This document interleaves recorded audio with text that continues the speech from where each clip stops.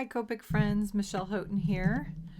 We are looking at an Anne Corbière Scott image. This is another one that you get the full 8.5 by 11. You get kind of a slimline design. You get a standard A2 card front design, and then an individual cutout design, and then a whole little slew of sentiments down along the bottom. I've talked about these before. They come as is. You just say print and they come out on your 8.5 by 11. Make sure you pick borderless so it gets all the way to the edges of the page. But super easy, super quick and fun. And this is kind of a newer design out of her collection. I'm going to do what I actually like about this is you've got lemons, limes, but then because of the way she's done the slim line with all the kind of center cuts, you could do grapefruit, you could do orange, any of those citrus or a combination thereof, or just create something of your own. But kind of that fun juxtaposition. So I decided I'm going to try some limes, and I pulled up an image to hold over to the side. And I haven't tested the colors yet, but I thought I'm going to just put them on here. I think I know what I want to do, so I'm just going to go for it. I'm going to do a little underpainting on the lime itself. Now you can see Anna's added these little dots, and my guess is those are either going to be dark or light. That was the intent of those. If I wanted them to be white, those are dots I would come back and add that opaque white to. Obviously, if they're going to be the darker spots, you can add that at the very end as well. But those are so tiny, I'm not going to try to leave those open. I'm just going to color over the top of them and go from there. So I'm using, this is a color combo from Violetta Ink. She does a series for Vanilla Arts that she recommends with your YG0 series. So I've got a V22 or a V22, which is called Ash Lavender, and I'm going to underpaint or put some color on the lime that will eventually disappear, and this is going to create more desaturation. And if you've taken any of my classes, you'll know what that term means. It's an art term, really, and what it means is that we're adding more gray into the mix, or kind of dulling it down. In this case, we aren't adding gray, we're actually adding a violet underneath, and I'm adding it kind of in some specific spots that I know I want to end up kind of darker on my lime, or more specifically making it look like it's in the shadow area on the lime. So we've got a little bit on this top edge that goes kind of all the way up and around, and then the bottom edge, the edge that's kind of away from the light, I'm going to come up even further and a little farther onto the body. Now we've got a spherical shape to some extent, but it's been pulled with a lime in that it's not a perfect ball. It lengthens out. So again, that highlight's going to kind of mimic that shape. It's not going to be that perfect circle. It's going to have that kind of imitation of the shape of the lime itself. So the next thing I'm going to do is I'm going to use my lightest color that's going to be on the lime body. And you could, again, you could continue on from dark into light. I think for this one, I'm actually going to base almost all of it in this YG01, which is, what is it? Wow, green bice. Not even sure what that means, but okay. So I'm going to base all of it except for this smaller highlight in that center. So I could actually use the chisel nib at this point if I wanted to, because I'm really just getting that first layer of ink down. I am going to flick in towards that highlight though, so, and I could do that with my chisel nib, my medium broad nib, but today I'm just gonna leave the brush nib open.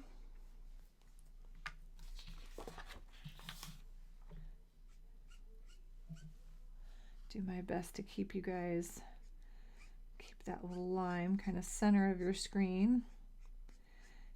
My filming screen is kind of above my nose, so I have to lift up and double check to make sure. So I apologize when I slide off.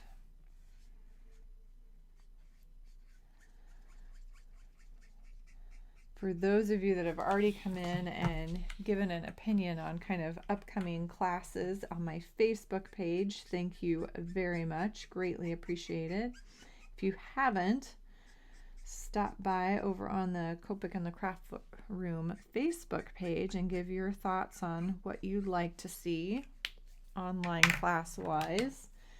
All right. So then that's my base, and you can already see where I've done that desaturated. I'm going to come in with a very desaturated yellow green. This is YG67 Moss, and I've used this quite a bit. I use it pretty regularly, so this is going to go very minimal because it is pretty powerful. So I'm definitely not going to go like all the way around this upper edge. And it can come, now notice, we've talked about this, we actually had a conversation in the online classroom about leaving that kind of highlight at the edge. I don't always do that, and it is definitely a look that's become pretty popular. If you look at objects in real life, sometimes you'll catch, like down here on the bottom of this lime, you can catch that reflected light where we catch light at the bottom. This is actually a color change on the lime, but when we see this white, oops, and I just flashed this off, this light area, that's a reflected or a bouncing light that comes up and hits that. We can mimic that in our coloring. It's not going to be super accurate, but you get a sense of some of that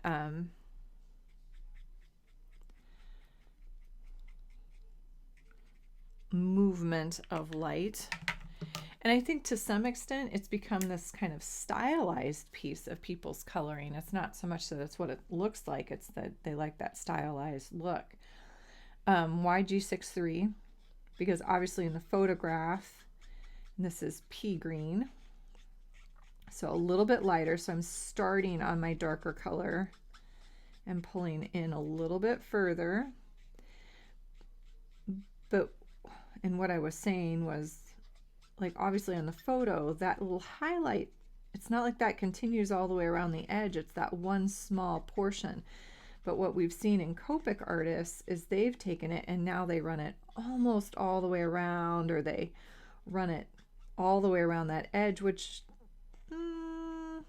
most of the time you wouldn't see. I think it's a little unrealistic, so they're using it as kind of a stylistic look, which absolutely nothing wrong with that. And if you like that look, go for it. Why not? Kind of make it part of your coloring signature, the way you enjoy coloring and the look that you like. That's that artistic license that each of us have that we get to play around with. This is my YG03 yellow green. Love it when a color is named what we feel like it should be named. Now I'm going to really hit this outer edge pretty hard with this so that it softens the look of that. It's not quite as bright, and it's going to fuzzy up, soften up the edge where that darker color is hitting. Now you're going to notice in my coloring today, I am not attempting to blend smooth. I've got some good transitions, but I can still see a lot of kind of my brush marks, my little marker brush marks, and I tend to like that. That is one of my stylistic choices that I've become more and more predominant in my coloring. And that's one of those where you can decide, nope, that's not where I want to be, Michelle. I want smoother coloring. And you can do more smooth blending. Take more time. Keep those markers nice, those inks nice and juicy on your page.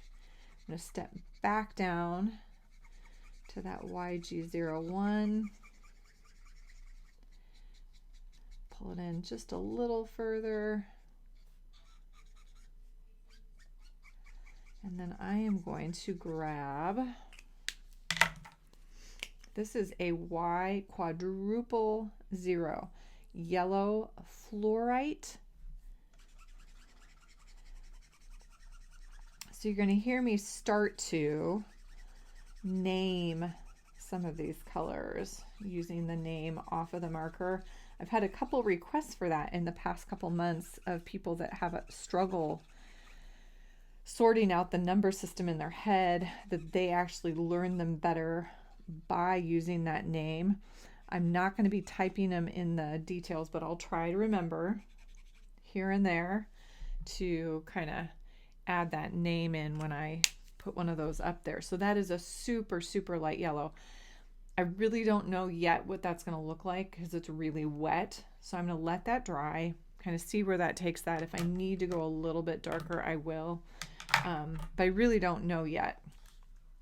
So on a lime wedge, the interesting part of that, let's see if I can get it for you guys. This was just a photograph. So that green is super, super narrow, way out on this outer edge. And then the rind is what we're seeing. Then the meat and then more of the rind. So I'm kind of playing with that a little bit.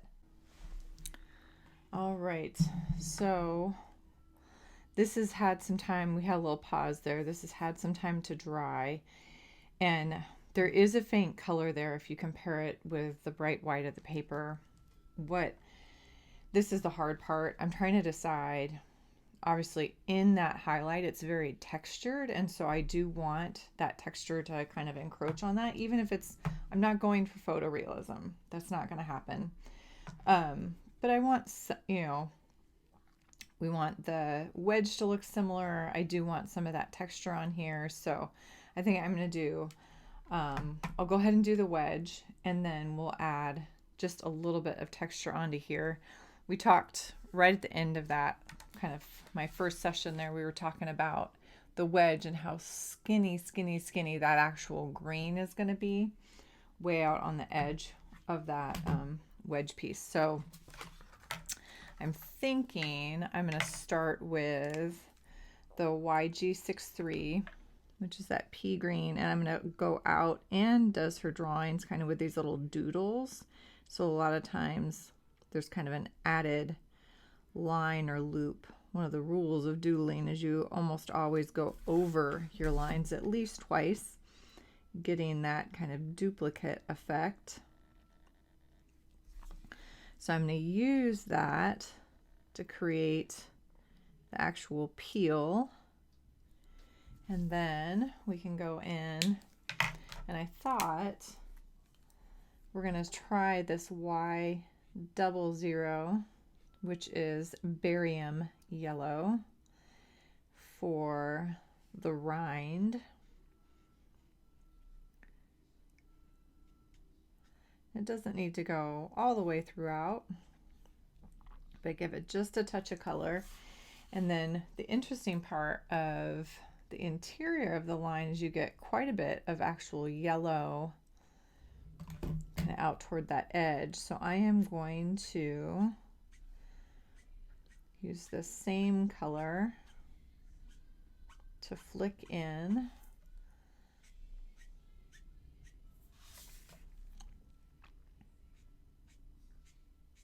a little bit of that yellow, and then I'm going to use the YG01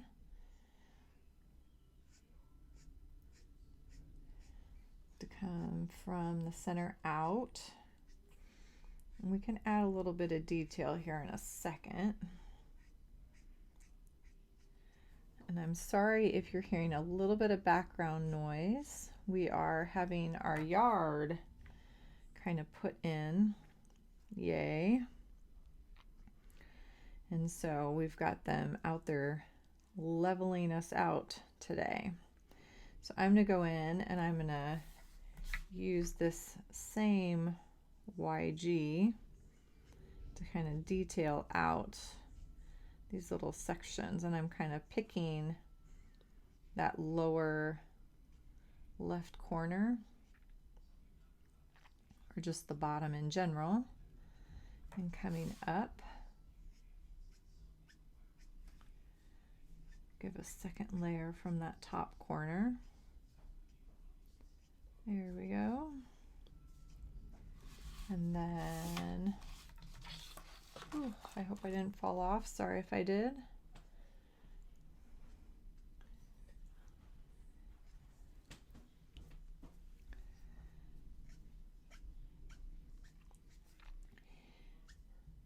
And sometimes I'll be the first to admit, I forget that when I come back and add layers of ink, I'm going to get a darker tone. So really, truly, I don't have to switch my markers. I can use this one marker and get some deeper greens. Just coming back to that top corner with this one marker. All right, so that's looking pretty good. I think let's jump back to that Y00 for a second and hit some of this little rind. And I think I'm also going to grab colorless blender and soften this outer one.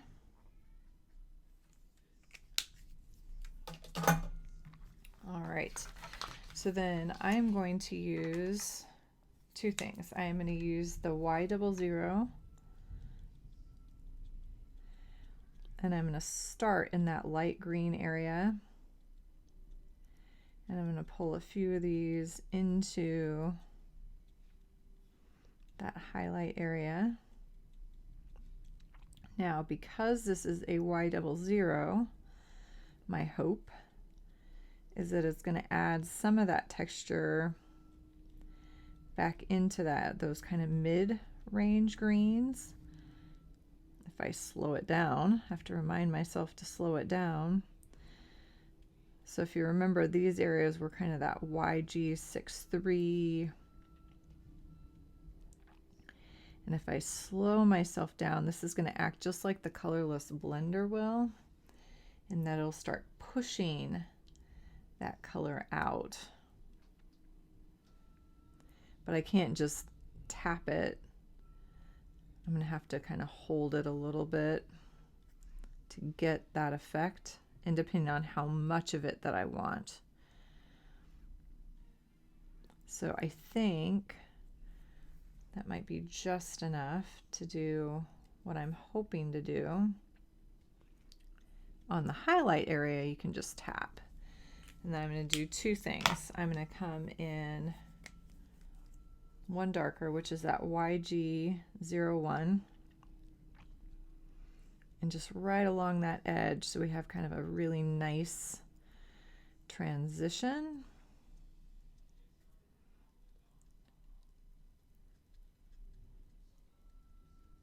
And again, you could do this entire thing with dots because that lime has a really neat textured skin to it. So if you wanted to do the whole thing in dots, absolutely this would work.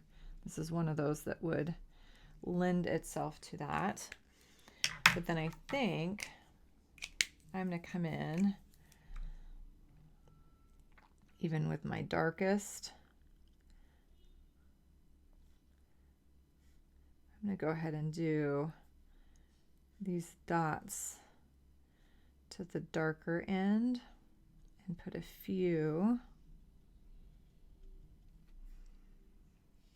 added bonus dots right into those darkest areas. Takes very few. So this is on top of what I did with all that shading. Optional step, and like anything else, if you decide you don't care for that look, you can soften it very, very easily. In this case, I'm going to use the YG. No, that's going to be too dark. YG03.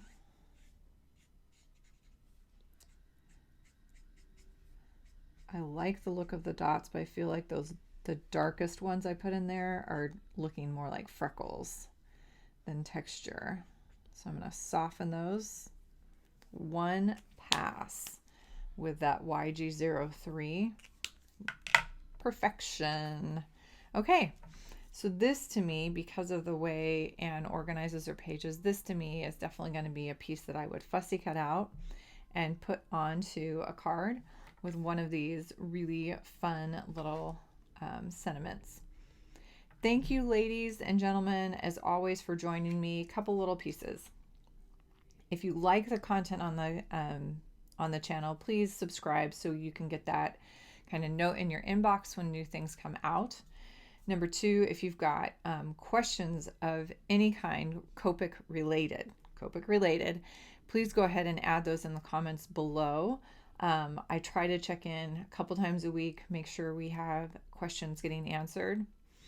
Three, if you enjoy what I'm doing, you can also find me on Facebook in Copic and the Craft Room, that little Facebook group that's open to everybody, as well as my blog, scrapweaver.com. And then you can get tuned into all of my teaching online and in person. But overall, thank you so much for joining me here today on Copic and the Craft Room YouTube. I hope you all are having a happy, colorful day.